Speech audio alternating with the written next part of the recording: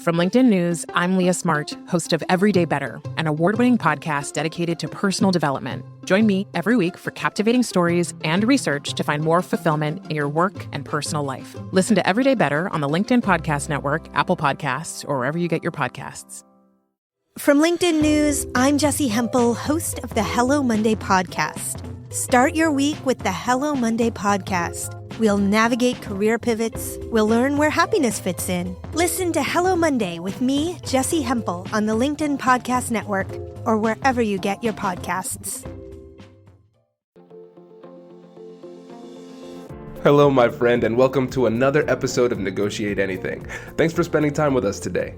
It's listeners like you in 181 different countries that have made Negotiate Anything the most popular negotiation and conflict resolution podcast in the world.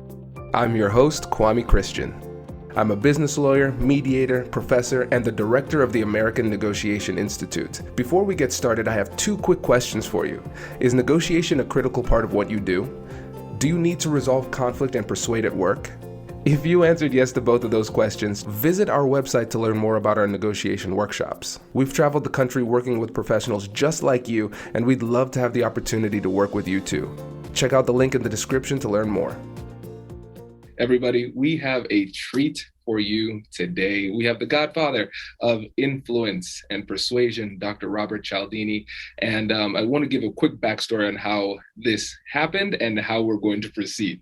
And so Shane Martin is our new head of sales and partnerships at the American Negotiation Institute. And he said, Kwame, I have a dream that we get Dr. Cialdini on the podcast. And I said, okay, Shane, go ahead and try. If you land this interview, you go ahead and do it. Go ahead and try. And he landed the interview. So I am a man of my word. And so I'm going to take a step back and let Shane take it from here. Excellent. Well, Dr. Cialdini, it is an absolute pleasure to have you on the show today. And really the purpose of today is to provide actionable insights, tips, and just takeaways for all of our listeners who are striving to become successful negotiators. So you may know Dr. Cialdini as the godfather of influence because of his best-selling books, Pre-Suasion and Influence. And now Dr. Cialdini is the CEO of Influence at Work, where he and his wonderful team in Arizona work with companies like Google, Microsoft, and even Pfizer. So Dr. Cialdini, it's an absolute pleasure to have you, like we said, and your new edition of Influence just came out. So we're looking forward to talking about that today and talking about the content that you've shared with the world. Your book's 44 languages, over 7 million copies. That's Sun Devil football stadium. Since you're in Arizona, that's 13 times Sun Devil Stadium's full. So it's a lot of book sales, and that's a lot of nachos and cotton candy too. So you help people build credibility and develop relationships and ultimately increase sales. So in your work, what are some real benefits and results that you've seen people take away and grow from and see in their own lives after they apply the principles that you teach? Well, what I like most about the principles in the way that we teach them is that there has to be an ethical base for it, that we always have to be striving to move people in our direction by informing them honestly into assent, rather than deceiving or tricking or certainly not coercing them into assent. And as a consequence, what we find is that people come back to us saying, not only did I get the sale, I got the relationship as a consequence of using these principles as a way to educate people into good choices. Then what happens is that what we've frequently found is that those people who we've taught or trained within marketing or sales or advertising, their CEO comes back to us and says, inside our organization with leadership and management, there's also an influence issue. Can you train those people, our frontline managers, to get everybody on board with new initiatives, to get everybody pulling in the same direction, to get everybody coming into the office with the right mindset? So that I think that's the thing that's been most of a standout for us, is that if we focus on getting to yes through and along with building relationships in the process, then we go from a one-time hit to a long-time relationship and partnership. Definitely. So it sounds like looking for the future, looking towards the future, building a thoughtful long-term relationship rather than just focusing on the specific short-term gain, you can be more successful in influencing others with a long-term mindset. Right. But the short term is not to be dismissed. I don't want to say, oh, hey, don't think about the short term. Of course, you have to think about an immediate outcome, but you gain it by establishing an honest partnership rather than some sort of dominance or some sort of win-lose arrangement. Absolutely. And thinking about ethics, I know that you have a code of ethics, and one of them is foregoing manipulation. And I imagine in your career, you've had people approach you or say things about your work where some of the principles of influence can be manipulative. So can you tell us how come you built the code of ethics, and what we as listeners and just humans, all of us are humans, why we should apply those as well when we're attempting to influence others? Yeah, for one of the reasons that we've already talked about is that builds long-term relationships when you've done something ethical. But secondly, it builds self-esteem. It bolsters a sense of self-effectiveness. If you don't have to rely on cheating in order to get people to move in your direction, if you can rely on an honest presentation that highlights the merits of your case in a way that you didn't know how to do before, in the way that you structure your communications and you sequence your arguments and so on, the kind of things we train. If that's all you need to do in order to bring people to you and your offer, that really makes you feel good about yourself ethically. Hey, I'm not a cheater. I don't have to be that in order to win. But also, oh, I've got the skills to simply unfold the case to people in such a way, in the presentation of it, that brings them into line with a good outcome for both of us. That really bolsters self-confidence and self-concept that I think both are big pluses going forward. Absolutely. That's one of the things that we talk about at American Negotiation Institute, is finding confidence in conflict. And one of the reasons why I find it so interesting is because for some of my life, I've brushed things and just kind of put them off because I didn't have the confidence to address the conflict. So when we're thinking about influencing others positively and ethically, what can someone practically do to have more confidence to address essentially the conflict that's in front of them? One of the things we can do is reflect back on the times in which we were successful and have that at top of mind, so that what our recent memories are that create an ongoing and present mindset is of, I can do this. I've done this in the past. This isn't something beyond me. So we can reflect on that.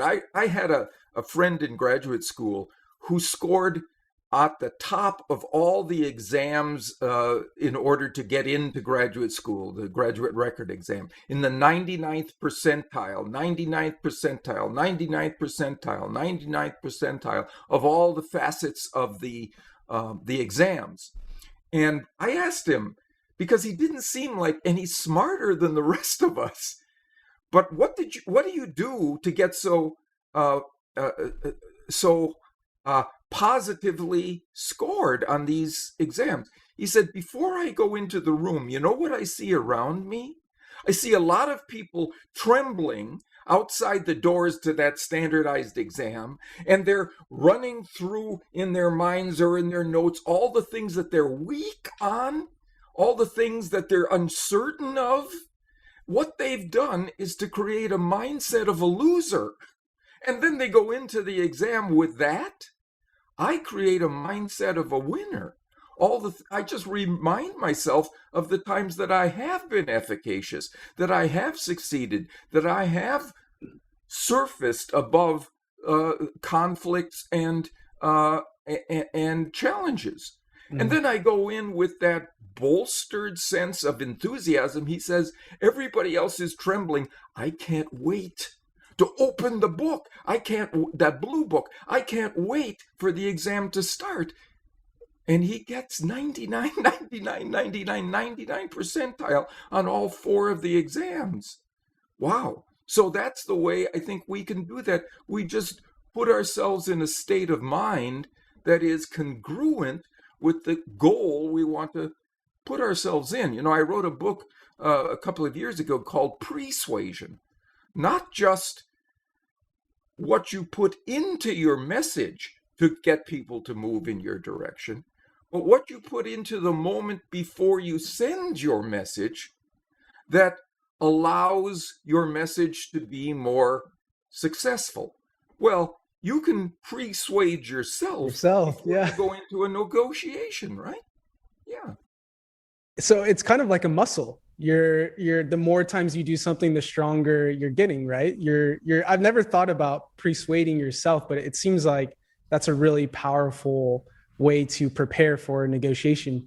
And since it's like a muscle, is there any sort of scale or way to measure how influential you are? Is there a scale of influence? Does that exist? Is there a way to know, like, I'm doing really well, or maybe I could improve? Yeah, if people went to our website, it's influenceatwork.com. We have a test. Test your influence IQ, essentially. And you can go through it, and then we give you your score as well as the answers. And you can see how aligned your automatic reactions are to the situations that we present in this test with what the research shows, what the science shows is the best way to go forward. And so there is a way to test where you stand now. And what we find is after people have been through our programs, then they score significantly better in aligning what they do first with what the research says they ought to be doing. All right. That's influenceatwork.com. Dr. Cialdini, a true salesman at his finest. Well, I love it. Yeah, here's the thing. If it's a matter of answering your question by giving people information, then I don't feel that I'm being manipulative at all. In fact, I'm informing people of what is available to them if they want to take it into account. Makes absolute sense. It's like a salesperson who really believes in the mission, knows what they're offering, and knows the challenges, right, of who they're speaking to, their prospect in the moment. Hi, I'm Katherine Kanapke, and I'm the Chief Operating Officer here at the American Negotiation Institute. Did you know our company offers completely customizable negotiation workshops? The negotiation and conflict resolution skills that your team will learn from these workshops are beneficial across all professions, but they're especially useful in procurement, purchasing, sales, sourcing, and contract management. Our calendar is filling up quickly, and we even have some workshops scheduled for next year. If you think you might want one, I'd suggest reaching out soon so you don't miss out. Check out the link in the description to learn more. Also, be sure to check out our YouTube, LinkedIn, and Instagram accounts to see our daily negotiation content. Thanks for listening. Brace the rudders! Brace the sails! Raise the sails! Captain, an unidentified ship is approaching. Over. Roger. Wait, is that an enterprise sales solution? Reach sales professionals, not professional sailors. With LinkedIn ads, you can target the right people by industry, job title, and more. We'll even give you a $100 credit on your next campaign. Get started today at linkedin.com/marketer. Terms and conditions apply. Speaking of value, your new edition of Influence just came out on May 4th. So I encourage everyone to take a look at that. I reviewed the changes and the additions, and my jaw was on the floor. I couldn't believe it. Some of the statistics that were in there were just mind-blowing. And I was curious. There was one that was very interesting when it applies to negotiation. And you talked about how in negotiations, people who shook hands had a higher, essentially, ability to create value for both parties. Do you mind explaining that? Like, it's just a handshake. Right. Very often we begin a negotiation without a handshake. Right? It's a mistake.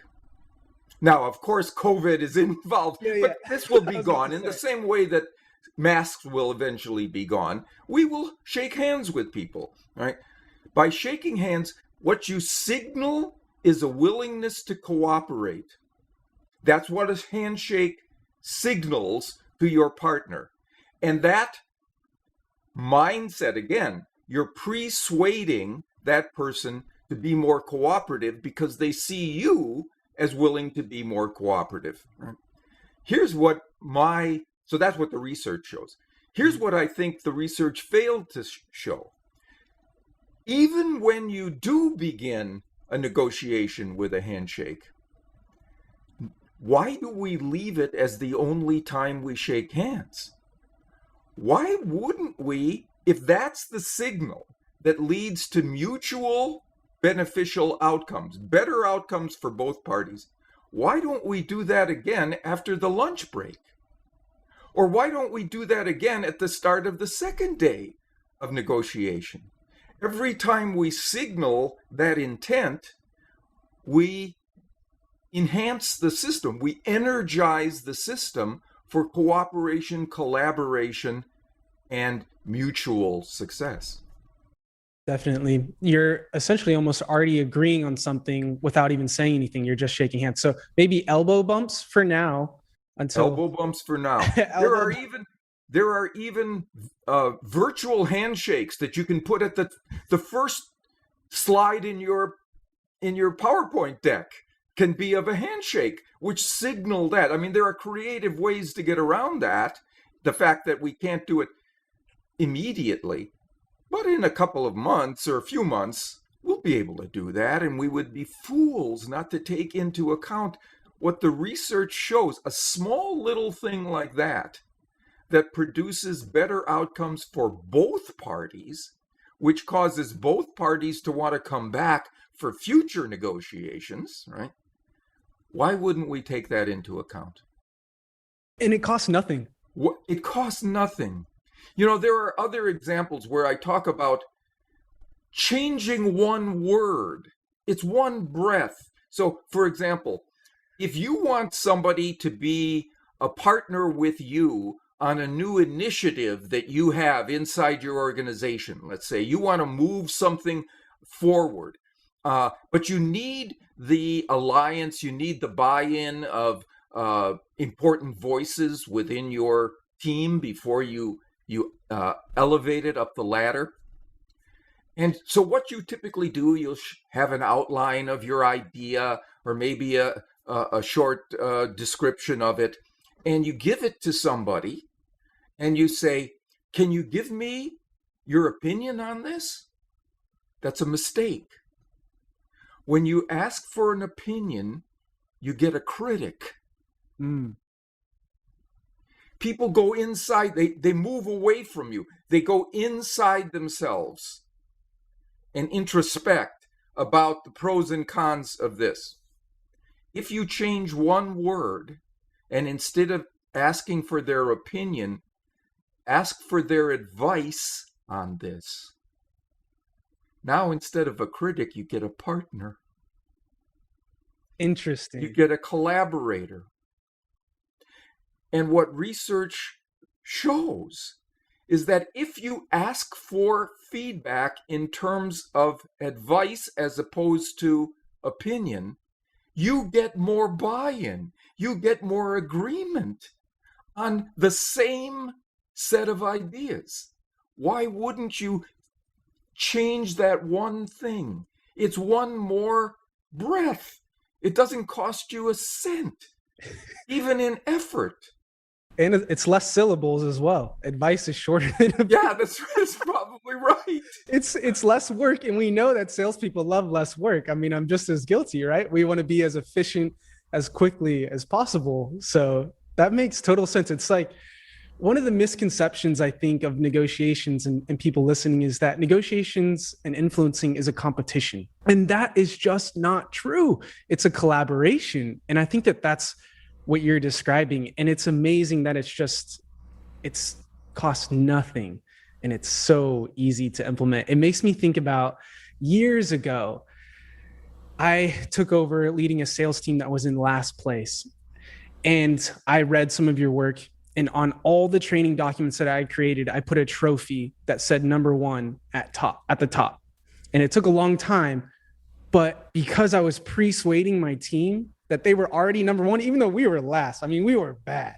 We were really bad, but it worked. We ended up eventually being the top producing team. It took a long time and a lot of failure, but it's amazing how just one word, one photo, one handshake can change the whole conversation. Right. It's where you put people in terms of what they're focused on in the moment before you make a recommendation, a request, an orientation that they should take to the next moment, right? That drives their behavior in that moment. How about delivering compliments? How do you do that effectively? You mentioned that in the new edition of Influence. So there are two new ways to do so since the previous edition. One is the value of giving compliments behind people's backs. So there's nothing wrong with giving a direct compliment. Nothing at all. In fact, that used to be my greatest weakness. I was reluctant to praise people who deserved it. I don't know why. It had something to do with the way I was raised. I don't know. But anyway, when I recognized what a fool I was not to honestly compliment the people who warranted that compliment, I got much better social interactions afterward. But sometimes it's not possible. Suppose you're in a meeting and your boss says something brilliant. You can't raise your hand and say, "Boss, that was brilliant what you just said," because it seems like you're sucking up to the boss, and all your co-workers will see you as having ulterior motives. Maybe even your boss will, right? So what do you do instead? During a coffee break, tell your boss's assistant you thought what the boss said was brilliant. The assistant will tell the boss that, because there's a lot of research showing people want to be associated with good news, right? In the eyes of especially their superiors. So the assistant will take it and they'll say, Sean thought what you said about XYZ was brilliant. And now the boss will have no concerns that you had an ulterior motive here. And the boss will love you. Shane, Kwame will love you. I already have a whole list of compliments. I'm ready to send them right now. And then there's a second one, which is you give compliments to people on behaviors you would like them to perform more of, right? When somebody does something that is productive or something that's admirable in your view, compliment them on the trait, not necessarily the behavior. Compliment them on the trait of being conscientious or forward-thinking or prepared, whatever it is, and you will see more of it, because they will want to live up to the reputation you've given them. This compliment. Here's an example. There's a guy who delivers my newspaper every morning. He drives by and he throws the newspaper out the window of his car onto my driveway. And most of the time, about 75% of the time, he gets it in the middle of the driveway so it doesn't get wet from these watering systems on either side. And also, every year around the Christmas holidays, he includes a little envelope in the newspaper around Christmas with it's addressed to him, and it's designed for me to send him a check as a tip for his service during the year. And I always do. But this year, after I read this research about giving people compliments that they can live up to, I put a little post-it on the check. And I said, Carl, thank you for your conscientiousness in putting my paper in the center of the driveway so it doesn't get wet, right? In previous years, he did that 75% of the time. This year, 100%. Every day. Every day. Because I gave him a compliment to live up to. And the compliment was specific and relevant. Right. Which makes absolute sense. That's so fascinating. So thinking about the new additions, the new research that is coming out, and also thinking about negotiations. A lot of people are negotiating their salaries right now. They're buying new houses, especially in Arizona. It's growing really quickly. So of the new additions, which one do you think negotiators should know and apply that can have the greatest impact on their lives? Well, we've already talked about one of them, certainly being willing to demonstrate your willingness to cooperate. But there's another one that has strong research associated with it, and that is bringing up, before the negotiation begins, bringing up commonalities or similarities between yourself and your negotiation partner. There was a study done of online negotiators negotiating online. It's the most bloodless communication channel we've ever developed, right? So it's emails. They were just extending the self into the email, where there's nothing personal there. So one group of bargainers in this study were asked simply to get down to business and start negotiating. And what they found was that in 30% of the instances, they were stymied. They never came to an agreement. They were deadlocked. Nobody won. Both sides walked away empty.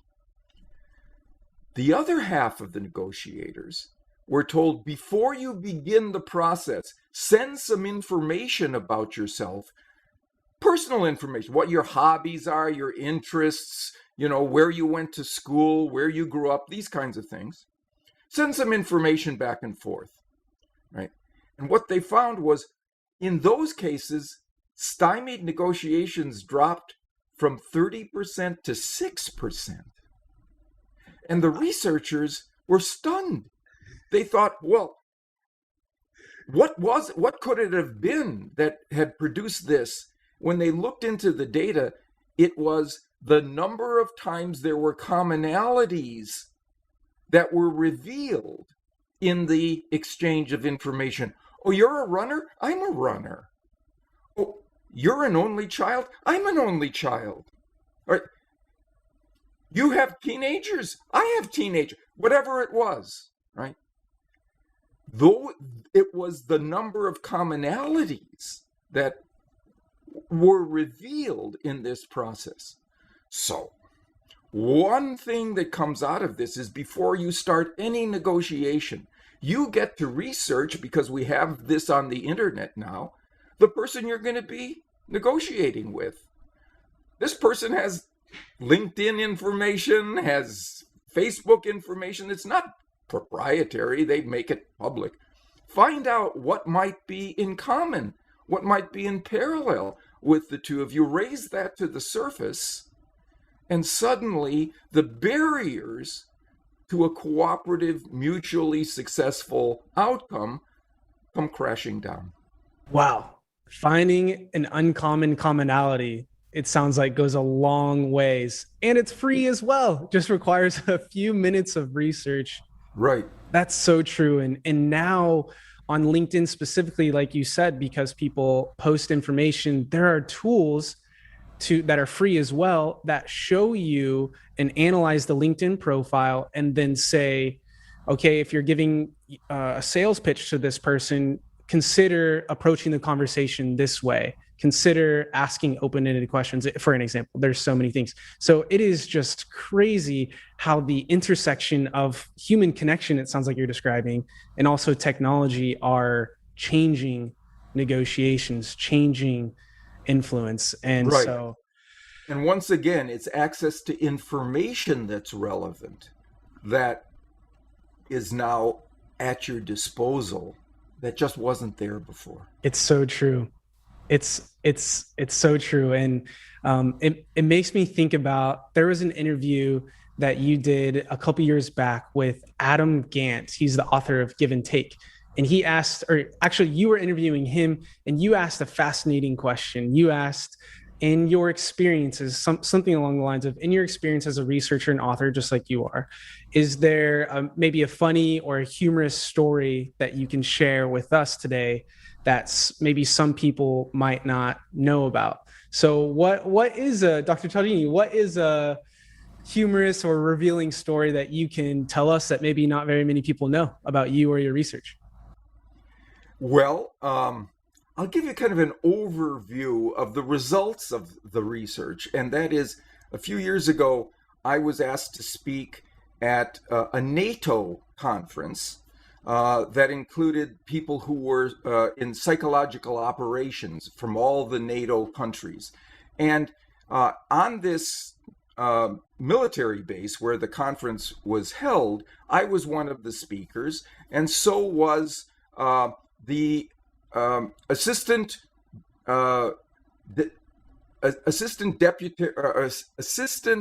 director of defense at that time, right? And while he was speaking, I wasn't allowed into the auditorium because it was so top secret, right? They gave me off to a lieutenant, a Turkish guy, who arranged for me to see a spy plane that NATO had. It was this thing, and I went through, and they showed me all this top secret information that they were able to gain from this spy plane just flying over a particular area. They could shut off all radio communication. They could alter it. They had all kinds of things that they could do. And afterwards, as I was coming off the plane, the crew was lined up. And as I came down the stairs, they were saluting me like this. What? And I thought to myself, what is going on here? I'm just this university professor. Where do I get off getting all of this? I was walking away from it, and I said to this Turkish lieutenant, I never thought that academics, researchers would have such regard within the military structure. And he said, oh, the reason you saw that is I told them you were the assistant deputy secretary of defense. Authority. It's the principle of authority. The authority principle. And now here's my point. Today, because of the advances of behavioral science, behavioral researchers like me are getting saluted for real now. The military has units taking into account all of this research that we've been doing for 50 years now into the process of persuasion and negotiation and influence. They're taking it into account, and they're saluting the heck out of us now for real. Well, we're saluting you as well and greatly appreciate it. And when we're thinking about the future of behavioral science, what do you see? What I see is the greater use of the platforms the electronic platforms that we've developed and the migration of these principles into the way in which people influence one another and even themselves on these social media and e-commerce platforms. That's where we're going. Definitely. It makes me think about the cloud example where research showed more sales were done on a mattress company, I believe it was, because they had clouds on the homepage and it was fluffy. It persuaded people to purchase more. So I think you're absolutely right when it comes to the, I guess you could say, digital age and the technology age. We are living in it, and COVID expedited that. But on a more real and a personal level, you have done so much important work in behavioral science. And I know that your legacy is going to live on, but I'm curious, and I think a lot of people listening are curious, what do you think your legacy will be, and what do you hope it'll be? You know, what I hope it will be is not just that I've made some contributions into the way that people can become more influential. It's that they can do so in an entirely ethical, morally responsible way so they can feel good about doing well in the process. That would be my hope. Well, I know that it will be. And again, a pleasure having this conversation with you. I know that there are so many good tips and things to apply in day-to-day life, whether it's in a high-intense negotiation or just in a conversation with family and friends. So, right. Dr. Cialdini, as we wrap up, is there anything that you want to leave the audience with, the audience of negotiators with, anything that you want to inspire them or just mention as we wrap up today? I think it's to come back to this point that you were raising earlier, that these changes that produce big effects, large differences in outcomes, can be very small in terms of the time or effort required to employ them. It's like something that just flips a switch. If you're in a big stadium, let's say, and there's a night game or a night match of some sort, there's somebody down in the bowels of the stadium who flips a single switch. It hardly takes an ounce of effort, and suddenly everything is illuminated. That's what we're talking about here. Small changes that ramify into big effects. If we can do that, we beat the problem of modern day overloaded agendas, where we don't have time to think through big kinds of changes to produce big kinds of effects. There are some small things that hook to big psychological tendencies in people that will do the job for us. Absolutely. Wow. I encourage everyone to listen to that 3 or 4 times on repeat. There's a lot of really good stuff there. And what a conversation. It was refreshing and impactful and specific. So I'm so happy that people were able to tune in. And Dr. Cialdini, it was a pleasure having you on. And we look forward to carrying on your legacy of positively influencing people at work. Well, I enjoyed our time together, Shane. Excellent. Congratulations! You've just joined an elite club. By listening to a full episode, you're now officially on the Negotiate Anything team. So welcome aboard. What most team members do is they subscribe to the podcast because that allows them to automatically get the latest episodes of the show. The best things in life lie on the other side of difficult conversations. Keep learning, keep practicing, and keep getting better. Your relationships will improve, your career will soar, and you'll have the confidence you need to get the most out of these crucial conversations. Again, thank you for joining the team. We're excited to have you, and I will see you in the next episode. I'll catch you later.